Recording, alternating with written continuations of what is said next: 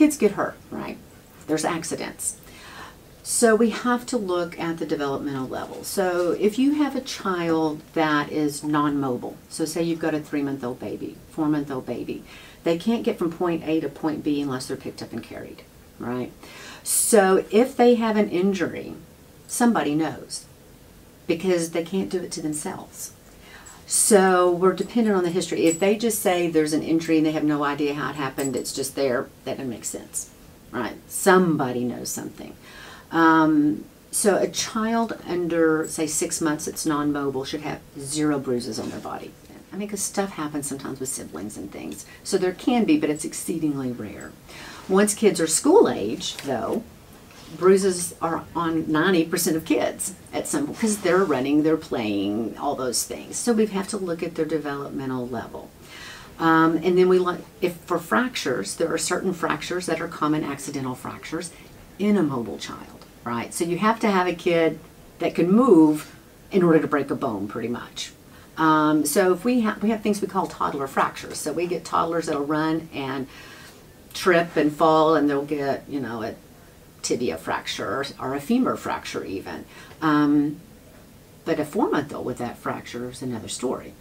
So you really can't do anything without looking at that developmental level and the injury. And then you have to have a history that matches, right? So if I have a spiral fracture, I know it took a twisting force. You have to have a twist to have a spiral in the bone, a fracture. So I need a history of something that's showing me those forces. And if I don't have that, then I've got to kind of worry about it. If I have a buccal fracture, then it means that there's an impact on it that squished the bone. I need a history of something that's providing me that. Rib fractures, really uncommon in accidents. I mean, short of like bad accidents like being run over by a car.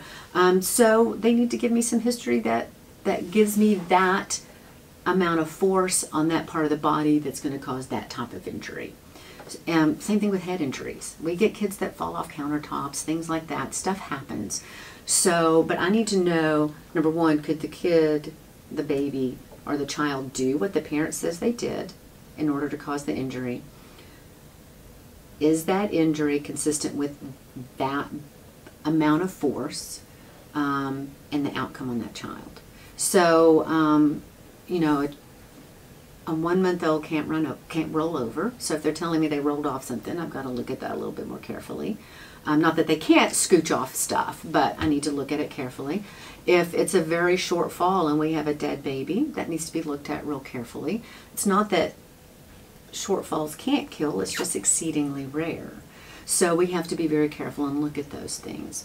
Or serious head trauma kind of things from these relatively minor incidences. So it's, you know, there's no grand kind of generalities that you can say, oh, this is abuse.